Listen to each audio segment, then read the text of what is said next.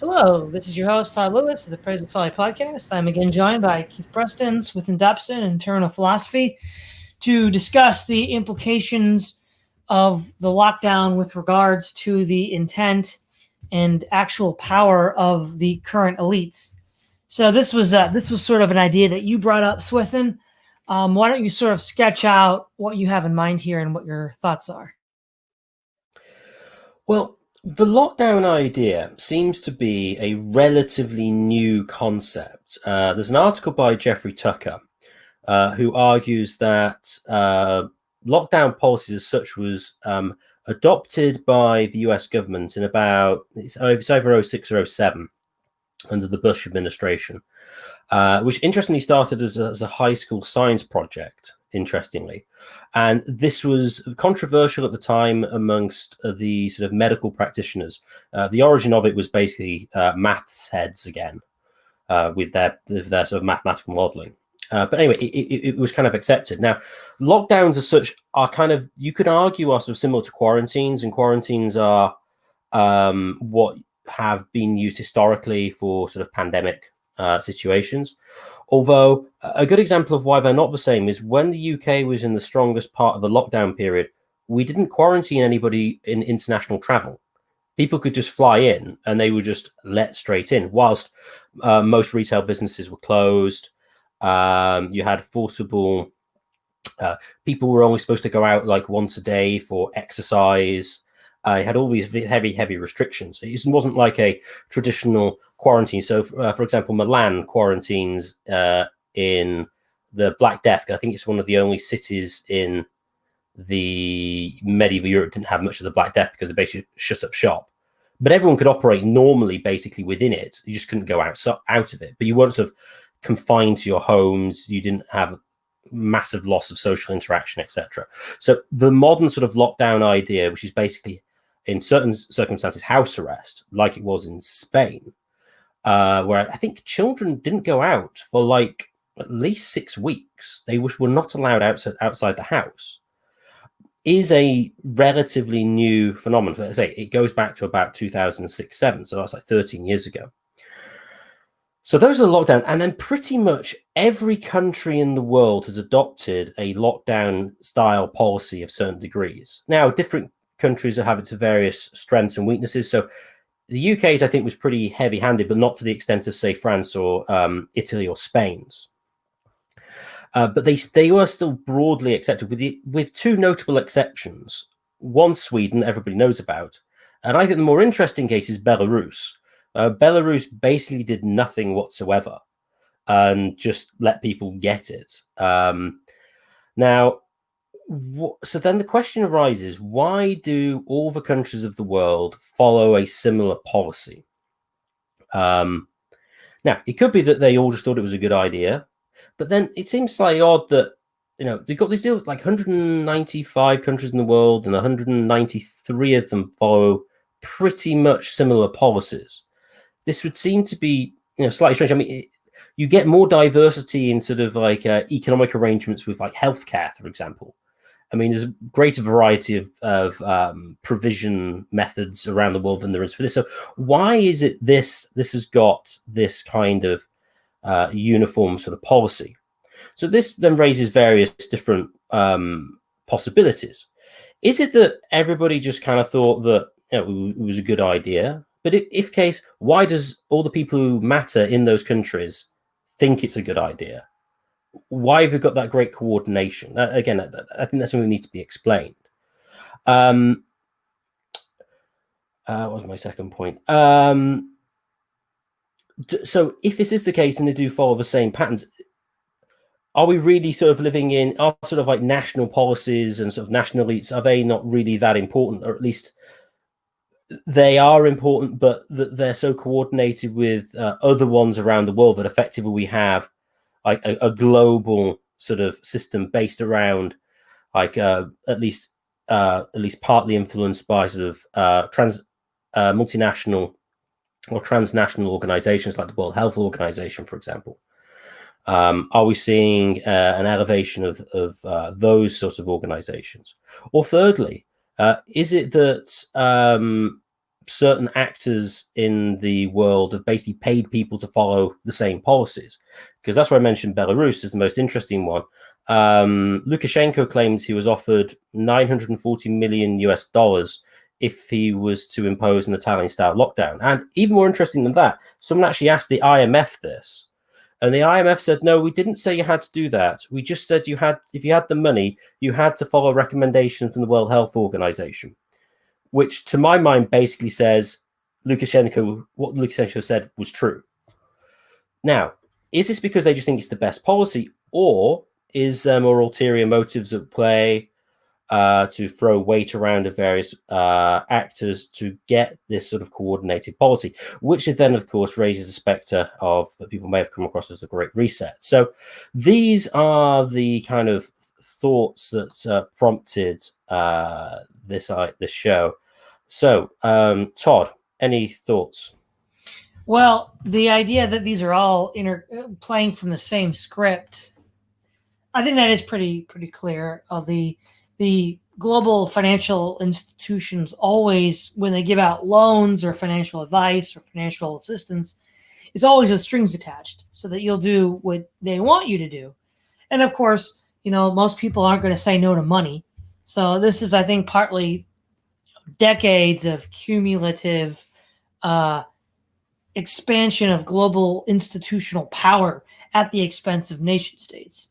And because of that, they are less relevant in the sense that they're not they don't have as much their own unique policies like they used to, say, like during the Cold War or before World War One. So there's that, and I also think to some extent it's consolidation as well, because once you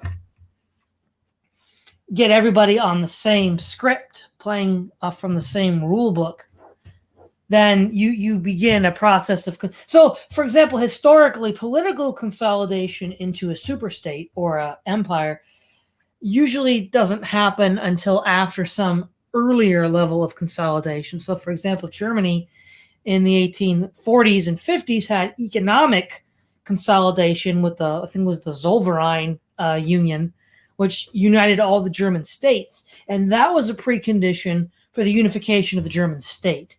So there is this precedent of economic or soft power political unity, which then is a precondition for a more direct hard power unification. So Keith Preston, what are some of your thoughts on the lockdown and the power elites' intentions and ability? Well, I would agree with Swithun that it is interesting how most of the world's nations pretty much adopted what amounted to the same policies. And I do think that there are reasons for that. And certainly in American politics for a long time, there has been these people like the John Birch Society who've argued, well, that there's this plot going for the imposition of a one world government and stuff like that. While I don't necessarily agree with the entire narrative that groups like that spin, I do think that there's some kernel of truth to what they're saying, and that we do see power being transferred more and more from independent nations of the kind that emerged in the 19th century during the era of liberalism and nationalism and all of that, towards things like transnational federations and multinational corporations and international financial institutions. And these organizations, as was pointed out, they may not have direct legislative power over individual countries in the same way they would if they were all part of the same state, but they can use these kinds of financial mechanisms as a means of coercing individual countries to more or less do what they want them to do, largely through bribery. I mean, to a large degree, that's how the United States maintains control over a lot of underdeveloped countries. It's, essentially they just have a system of bribery that they use to as a means of manipulation. If that doesn't work, then they'll just send in the military. But I think that a system comparable to that works on the international level as well, on a global sense, not just in terms of relationships between individual countries. And I think a lot of that really started to come into full fruition during the pandemic. About 20 years ago, there was a book called Empire. It was written by a couple of thinkers from the far left, Antonio Negri and Michael Hart. Antonio Negri actually used to be in the Red Brigades, Italians' Red Brigades, a terrorist organization. But this is actually considered a landmark scholarly work that argues that there's this kind of de facto global governmental system developing through things like NATO and the UN and the World Bank, IMF, WTO apparatus, and all of the things that go along with that, the NGOs and all of that kind of stuff. And it's through these kinds of institutions that we have these transnational global elites that have essentially become the world government. There was a book written about 15 years ago called The Global Superclass that describes the individuals that are becoming increasingly prominent within this global framework. It talks about people like Bill Gates, for example, who Gates has been very influential in the pandemic. I mean, here's a guy who's a computer scientist who's now, supposed to be some authority on vaccinations and medical research and stuff like that. Like how does that happen?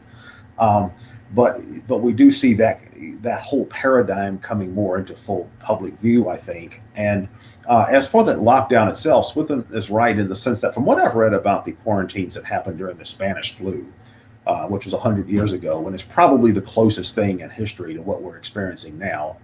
In terms of the level of technological development, the impact of the illness, and the cultural circumstances, political circumstances. From what I can gather, the Spanish flu didn't really result in the kinds of lockdowns that we have now. I mean, there was a lot of shutdowns of public events and things like that, and people were expected to wear masks in certain places, and there were protests against that, just like there are now. But I think Swithun is right that what we're experiencing now is really something more like house arrest. And in fact, I was actually talking to someone I know who was in federal prison at one point, and then when he was released, he was under house arrest for a while. And he said, "Yeah, this is kind of like what that was. Only you had to wear an ankle bracelet." So yeah, I mean, it does appear that that's what's happening. But what I think is interesting, though, is that the class dimension of this, the social class dimension, and also the impact of internet technology, because what has happened, and this is something that didn't exist during the past pandemics, was that now the so-called elite, or at least the more privileged classes, or the affluent classes, the professional classes, many of those people can simply work at home and work off of a computer. For example, I'm in that class, and I've just been working on a computer the whole time. However, the poor and working class are not able to do that nearly as easily. You're not able to work, in a restaurant from a computer or something like that. So essentially, this has largely been house arrest for the working class, and in a way that's also resulted in severe economic hardship, while the more affluent classes have largely just continued business as usual, and it's been something of a vacation in many ways. I mean, maybe they can't go to their favorite restaurant or go vacationing at the villa or go on a cruise or something, but they can just stay at home and work on a computer. So I do think that there's an element of class control and a really severe class bias to this as well.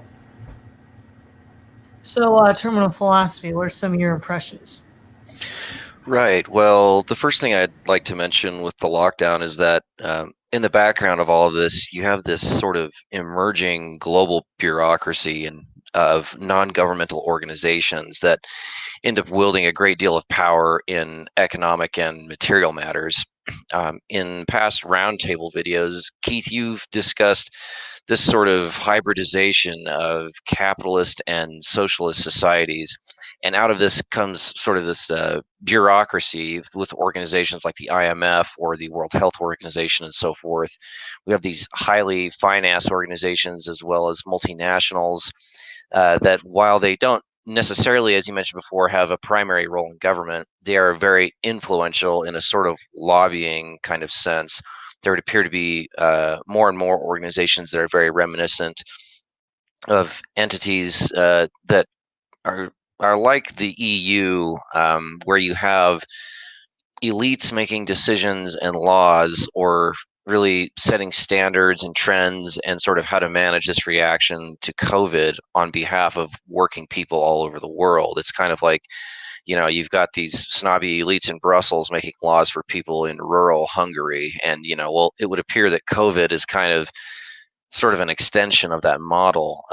this pandemic has sort of created an interesting chapter in the study of elite theory. These categories of elite theory, where you've got government and military and education and media, will now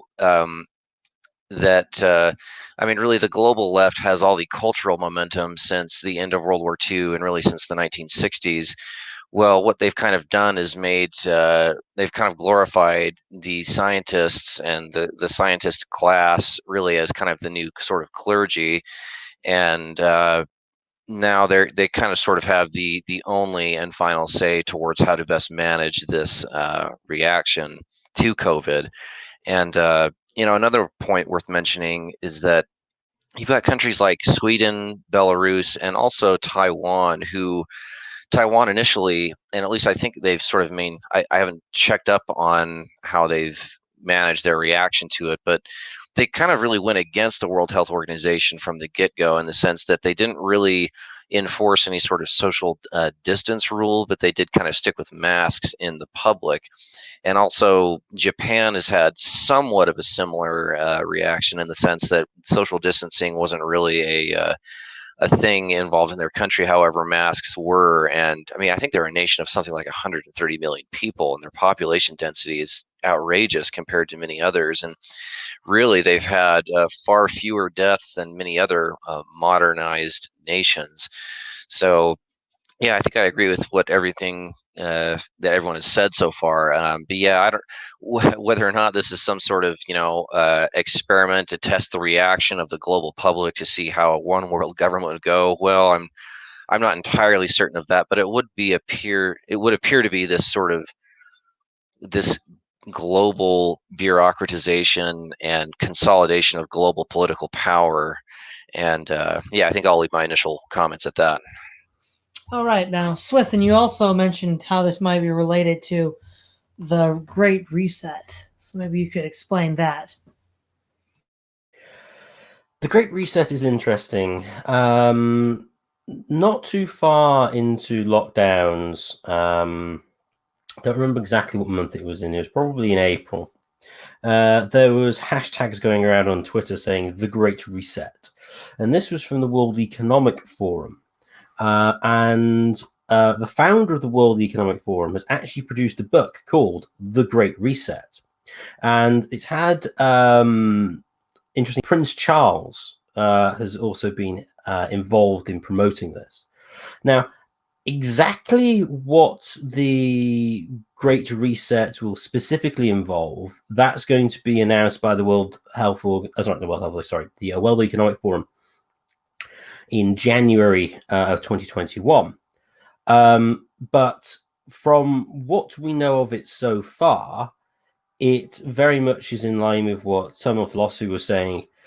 It is going to be a system in which the technocratic elite have even more power than they do at present, and is also going to be legitimized by cultural leftism. So, for example, just some of the names, some of the domains that the Great Reset is going to cover.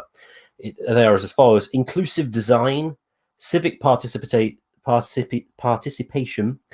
LGBTI inclusion, human rights, systemic racism, the future of energy and mobility.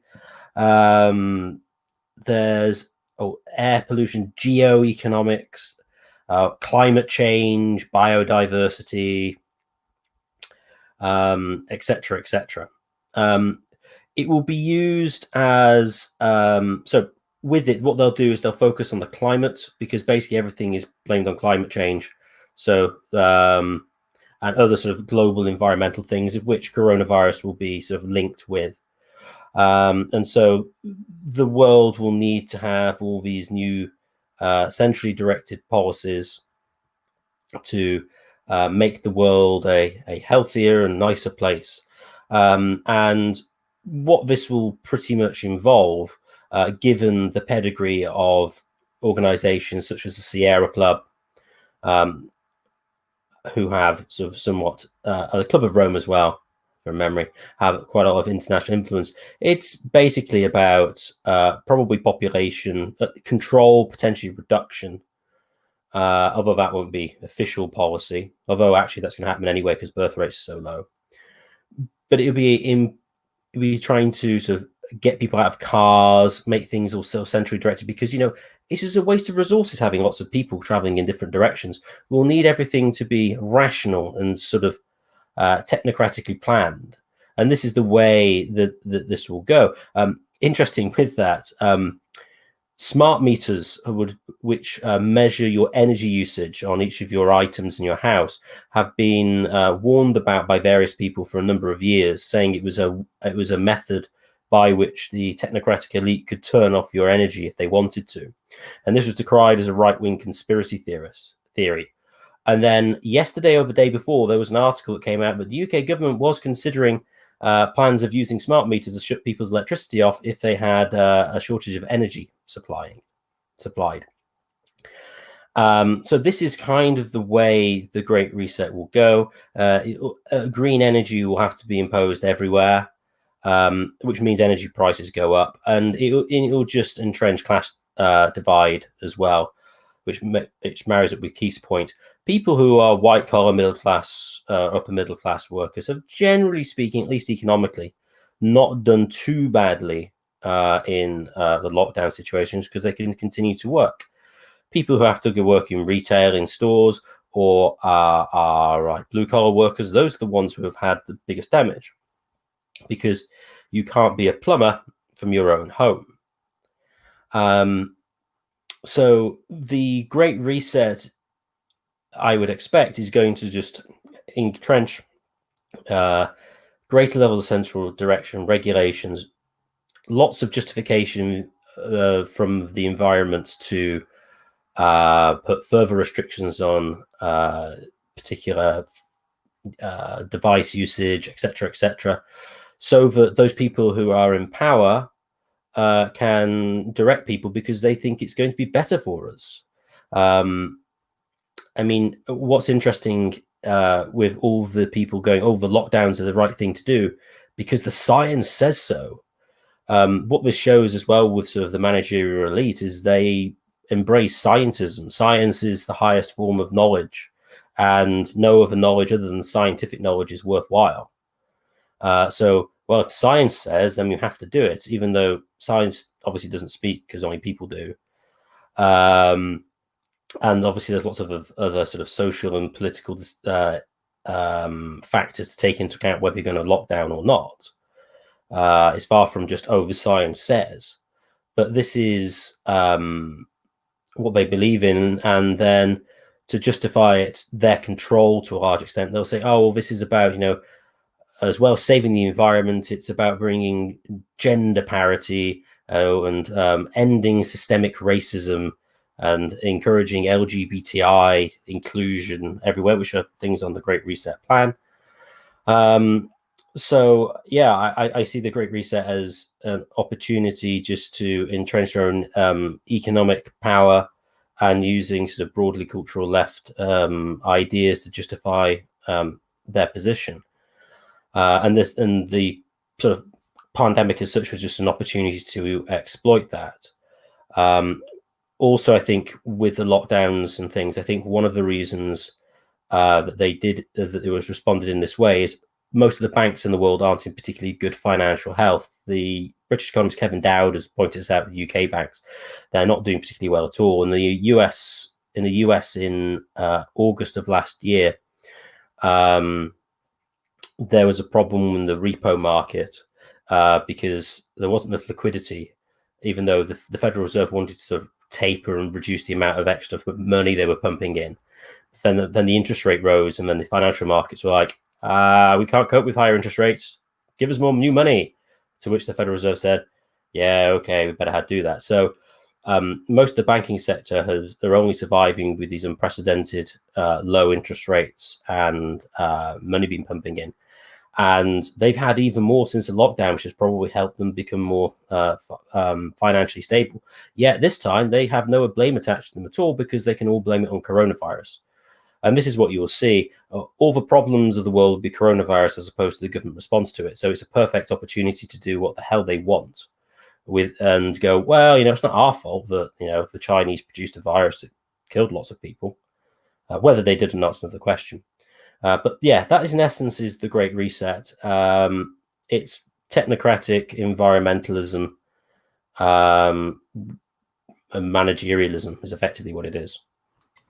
Yeah, one thing that also should probably be kept in mind is that the environmental element to it is just a facade. So in 2019, Jeff Gibbs produced Planet of the Humans, which was supported by Michael Moore, and it basically got a lot of flack because it said that all these organizations were frauds, that they really were only interested in their bottom line and broader corporate globalization. And yeah, that's not news, but I guess it's news to some people. And we see that this is the sort of, if you will, new religion they're going to use to roll out what they want. So in a lot of ways, this top-down authority structure that's continuing to be rolled out is done in the name of the religion of the green movement.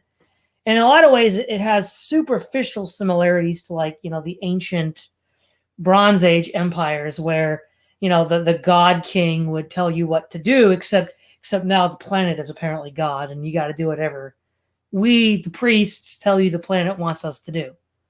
And I think there's some of that. I also think it's probably a good sign that most of the comments on the World Economic Forum videos about the Great Reset say that we don't want the Antichrist New World Order. So apparently a lot of people are like, yeah, we're not going to put up with this. So I think really what basically it says is the insanity of left-wing egalitarianism just means we're all going to be equally poor, and we're all going to be equally miserable, and we're all going to be equally oppressed, because that's what would ultimately end up happening if this full plan were rolled out. Keith Preston, what are some of your thoughts?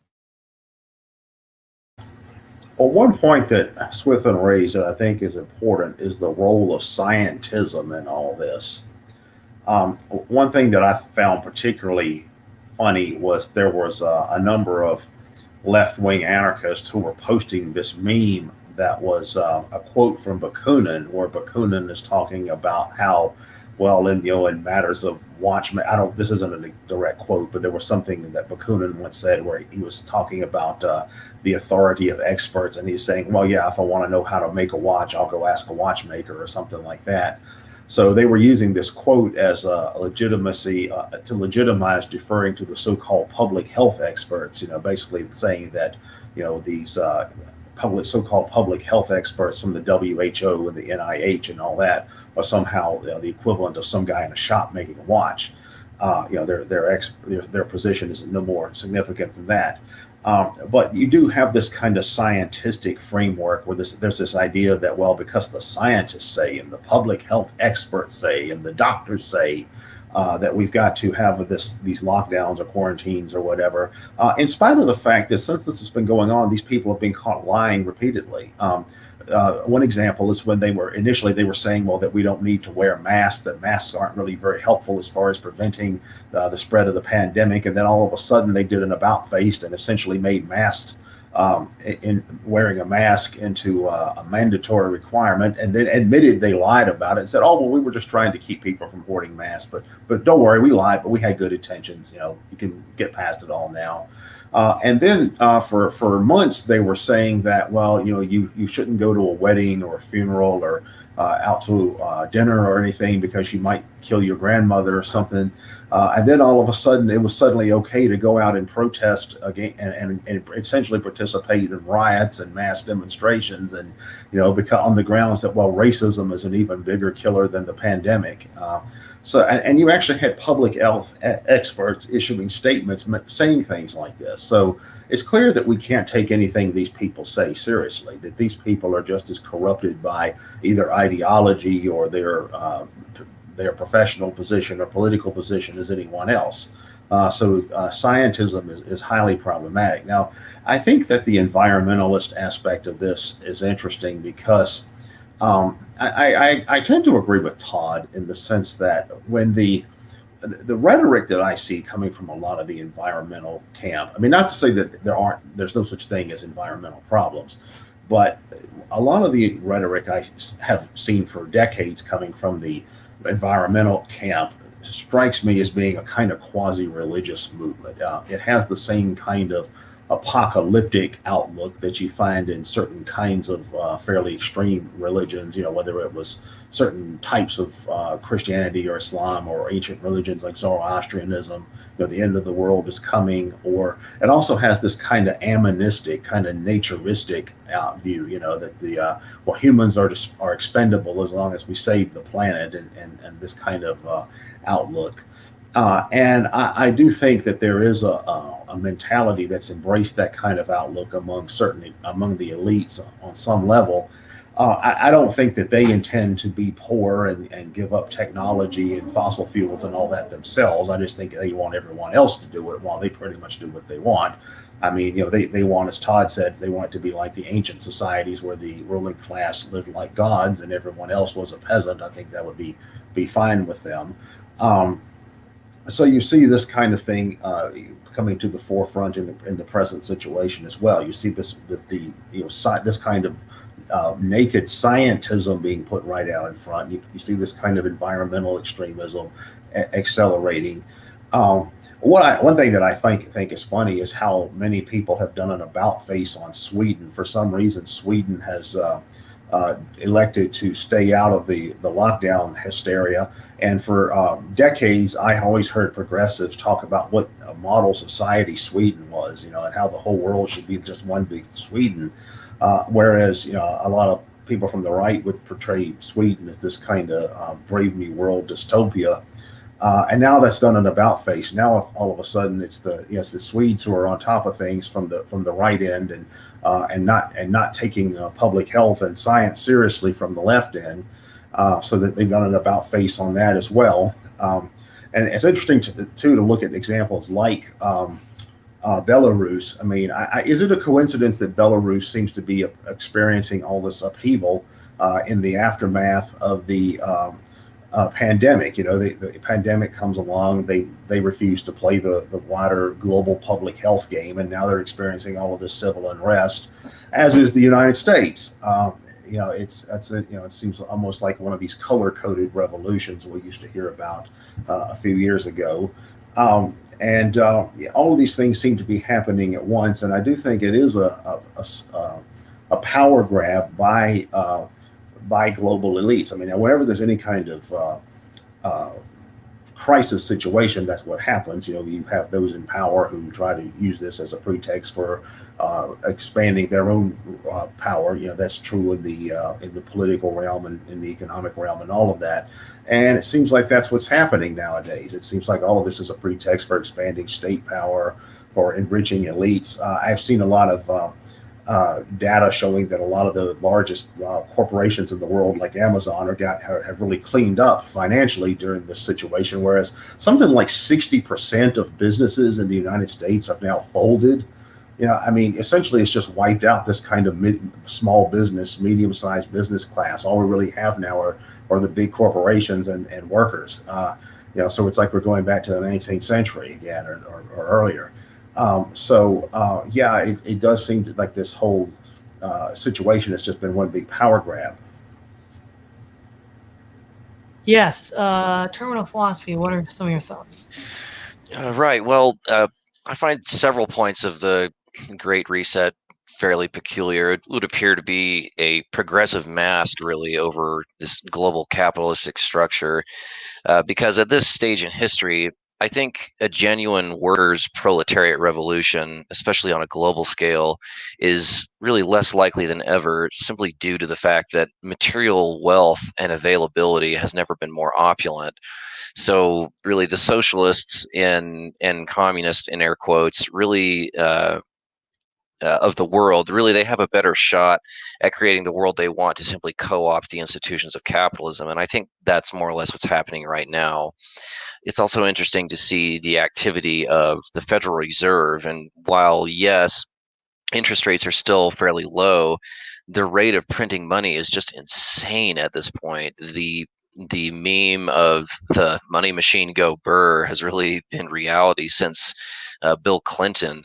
I mean, do we really want to lose our AAA national credit rating over this, overreaction to the pandemic? I don't know. I mean, we'll see what technical economic factors come out of this, but yes, as for scientists, as this new clergy class and scientism in general, I mean, the first thing that I've always noticed is just interesting to see how sanctimonious and a lot of pretentious these figures are. I mean, for example, Neil deGrasse Tyson has made a reputation for himself as a bit of a fraudster in terms of plagiarism and stealing jokes and so forth. And Bill Nye is similar in that his educational background, while it is in the hard sciences, does not have much to do at all with atmospheric sciences and so forth. And they're just more, they will make these rounds on media, shaming, people, or, they'll have this, sometimes you'll see these global warming debates on Fox News or some other mainstream media outlet. And, those guys really just get up to shame these dudes. And these other guys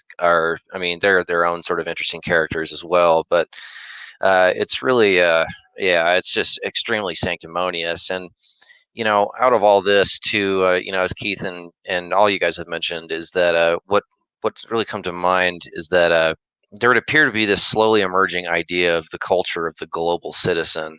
It's this idea where, everyone should be sort of secular, college educated, hold more or less the same opinions on social matters, environmentalism. For example, when I was in university and I traveled to Germany for a summer for study abroad, I found that a lot of the teachers, I mean, tons of people over there speak English, but, they're all very highly secularized, and they've all got more or less the same jokes and punchlines against people who might be more right wing or conservative or nationalistic or whatever. And so it's really kind of it's something that's still obviously in development and slowly emerging, but I'm curious to see if there really is this big political power grab and consolidation on a global level. Will this global citizen culture be one of the social centerpieces of all of this? So I'll keep it at that. Yeah, but one of the common things that I think is continued to be brought up today is the influence of ideology. Well, one of the things that's just so toxic about ideology is, well, let me set it. There was I forget the name of it, but there was a movie I watched back in the day set during the Great Game in the 19th century where a British or an Indian boy was being trained to be a spy for the British from the Russians. And in order to do psychological programming, they threw a porcelain bowl on the ground and told him that it wasn't broken, but it was reassembling. And they did it enough through conditioning that he eventually conditioned himself to think that the plate was being reconstructed, even though it was broken.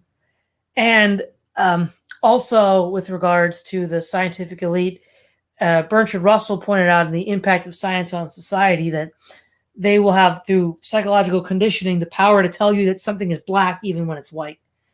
And we're there. I mean, the problem here is that people don't look at things, what we might say empirically, like say for social science, like say Aristotle or Machiavelli. They don't look at things and then try to get data points and then try to then figure out some sort of theory or interpretation that works. They have the theory first and then just ignore all the data points that contradict it.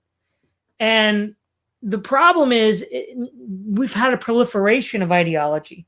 So now it's not just one or two ideologies like, say, capitalism versus communism in the 1950s. There's a plethora of ideologies. And we're getting to this point where everybody is thinking one way based on some sort of psychological conditioning, and then just ignoring all contrary information that would challenge that ideological theory.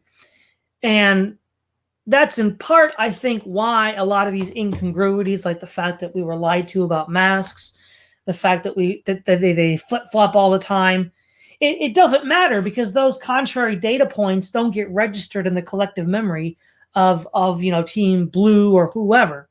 They just don't get registered because it's contradictory data points to their ideology.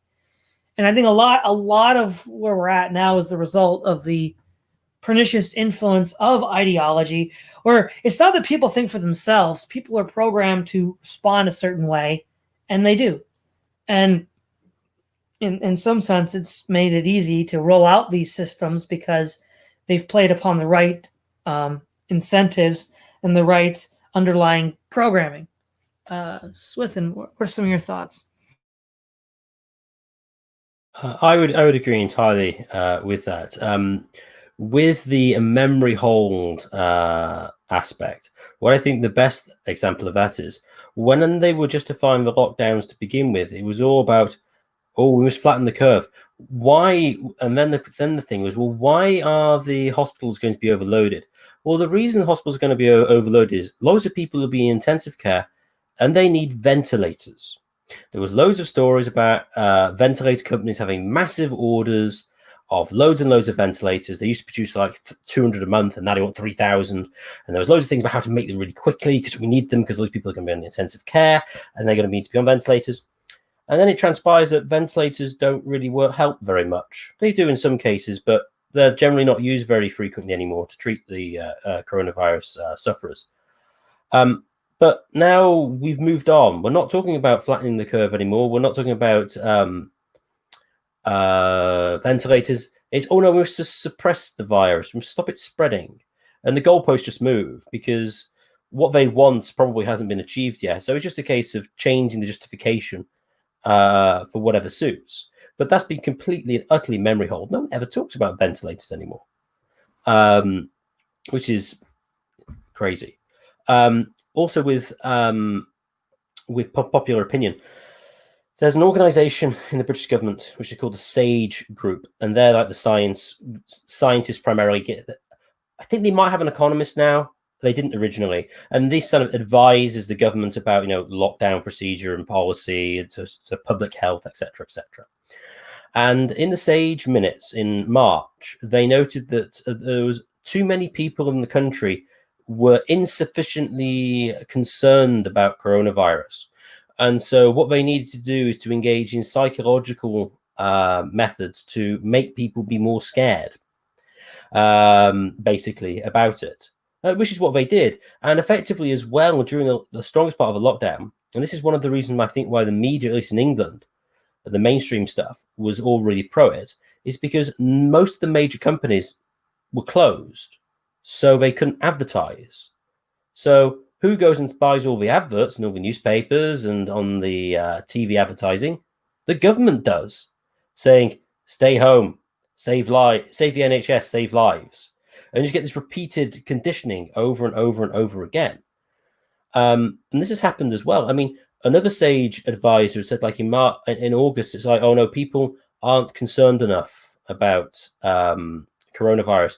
Especially with we have to increase the perceived threat, and so it's a huge psyop to a large extent, and they're definitely doing that. And also with that as well, which I think is interesting with the managerial aspect is now to what extent you think sort of organizations like Facebook and Google have indirect US government money. I remember hearing the argument that the CIA were trying to create a social network to harvest loads of people's data, and then they gave up. But then magically, Facebook originated a day after. Now, that might be coincidence, but the West Coast universities have had lots of sort of deep state-ish money over many years, so that's entirely possible. Leaving that aside, the amount of sort of compliance that these organizations have gone to is extraordinary. You obviously now have the fact checkers out everywhere on Facebook, who are conveniently placed to censor any information that might not be favorable towards Joe Biden in the upcoming election. But I'm a member of I'm an admin on a lockdown skeptics group, and lots of stuff keep getting flagged as like, oh no, this is untrue. It's been proved false by fact checkers. You also have what was one recently about? Oh, on there as well, like promoting environmentalism, like on top of the Facebook feed. Like, oh, do you want to learn about Earth Day?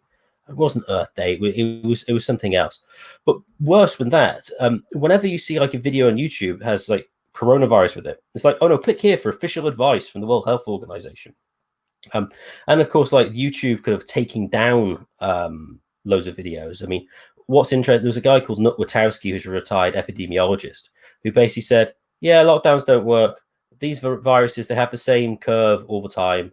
You know, goes up a lot, lots of people get it, and then it goes down, it tails off. You just need to like lock up, well, he didn't say lock up, like vulnerable people for like old people for like, you know, a few weeks, and then just carry on. And his videos just kept getting pulled by YouTube because they were verboten. Interestingly, Witowski's been proven right, because there's loads of articles now, lockdowns don't work. Look, the curve shape is the same everywhere. It's like, yeah, he said that like in March. And then of course, as well, if any you noticed on Android, you had a Google install a COVID-19 app, which on an update without telling anybody. And if you turned it on, it could be used to track you. Now, it wasn't by default turned on, but I'm pretty darn sure if they wanted to, they could make it default on, and nobody would know that it was happening, because this was all about the tracking system, which I imagine they want to do. They want to track everybody, because I imagine what the elite really want to do is to bring in something similar to the social credit system in China. Now, I know the Chinese have a bad reputation, a little bit too authoritarian. They don't have a nice smiling face on the front to keep everybody happy. But, you know, they would justify it. Well, we're just nudging people. It's just a bit of, behavioral economics. You know, we're just trying to help people make the right decisions. So, yeah, I think that's an aspect to it as well. So, my prognosis for the future is somewhat pessimistic. Okay, Keith Preston.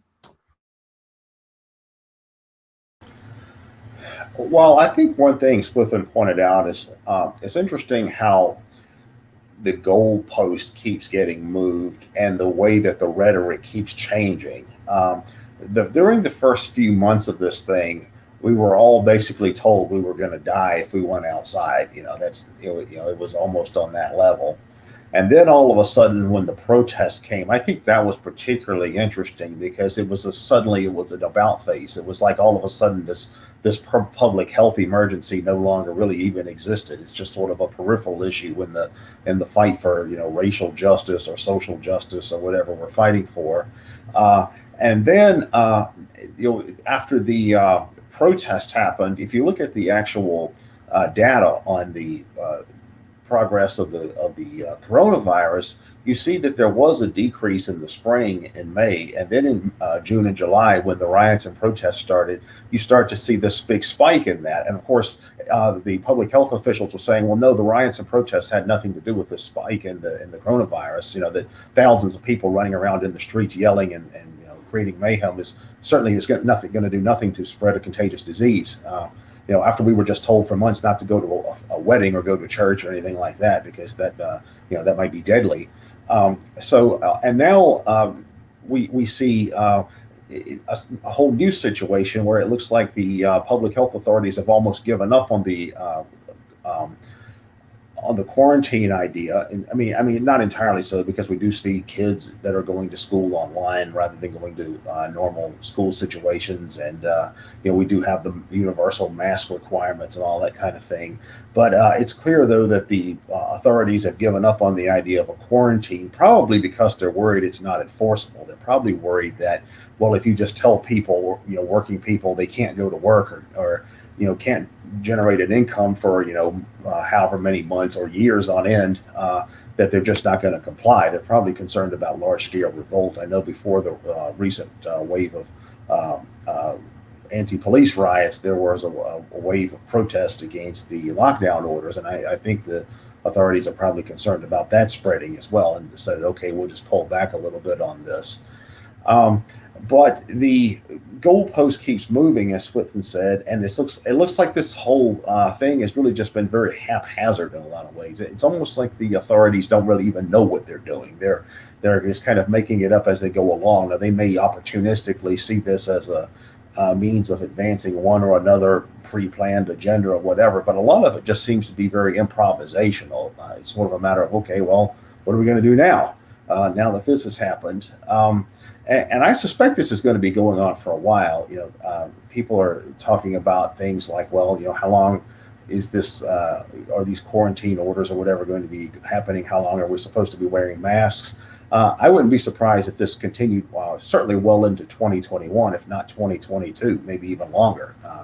If we go back and look at what happened during the Spanish flu, that lasted for about 2 years worldwide. There were something like 4 waves of the Spanish flu, and I could easily see this going the same way. I think, for example, if there's a big escalation of the COVID-19 during the fall and winter and the months coming ahead, they may try to tighten restrictions once again. They may try to go back to what they were doing back in March and April. And then there'll be the whole thing over again, and who knows what the fallout from that is going to be, particularly with this election coming up in the United States, and the disaster that's going to be, however it turns out. So it's I don't really think that this is over. I think that we're going to keep seeing successive waves of both the COVID-19 as well as some sort of reaction to it by the authorities. In a way that's very unpredictable. All right, terminal philosophy, last word. Right. Well, as for my closing statement, I think it's self-evident that there are certainly some ulterior motives behind this global reaction to COVID-19. Some of the reporting on the death tolls of COVID have proven to be fairly sketchy and wishy-washy as well. And I have to agree with Swithun that in the sense of this, that the goalpost of this whole thing has just been hitched to the back of an SR-71 Blackbird. I mean, what will be the thing next week? Is it face shields or diversity training, or everything's fine now and back to normal? It's like we have so little to work with in terms of how to anticipate the next set of reactions and commands from our white lab coat leaders. I do view this reaction as a way of testing the modern public and how it will react under these sort of global systems of laws and statutes. And I think Keith is absolutely right in that this is something that will probably last well into 2021. And it's really sad to see sort of the not total annihilation of small businesses, but they've apparently taken just this massive hit. And so now you have also this economic consolidation from places like Amazon and Google and Microsoft and so on and so forth. And, I mean, a lot of the billionaire class, I mean, they've been doing great during this whole thing. And so, yeah, we're going to, I think we still have, I think there are still some crazier events on the horizon, especially if Trump is elected. I mean, we really have this cauldron of, we're potentially sitting on a hydrogen bomb of hyperbole here in November. So, and just lastly, it's unfortunate to see how this has sort of annihilated a lot of the artistic class too. I mean, I'm being a bit biased here, but I play in a few metal bands, and basically all the venues are closed, and a lot of the companies that make instruments or help maintain them, a lot of them are completely gone or really hard to get a hold of. And so, artistic expression is something that's definitely taken a hit as well in the entertainment industry. Not that I'm terribly sad to see lower quality of entertainment like modern rap take a hit, but yes, for the average artist out there, yeah, I think this has had a large impact as well. And we're kind of almost approaching some sort of like Blade Runner, William Gibson's Neuromancer thing, where we're always plugged into a phone or to the internet in general, and we all more or less are going along with what the government is telling us to do. And we don't want to be, it's not for fear of necessarily being arrested, but you could potentially lose your job for being insubordinate, or you don't want to disagree with something like diversity training or woke politics because you don't want to be perceived as a Nazi somehow in 2020. So yeah, it's a frustrating set of circumstances going on, but I think we're still in it. We still got a long ways to go. I mean, there's no way to predict it, but I mean, it would be nice that by a year from now in 2021, that masks are no longer mandatory, but it's still optional, and it will slowly taper off. So yeah, I think we're in for some serious drama for the next few months and a year. All right. Thanks, Swithun, Keith, and Terminal Philosophy. This is Todd Lewis of the Praise of Folly podcast.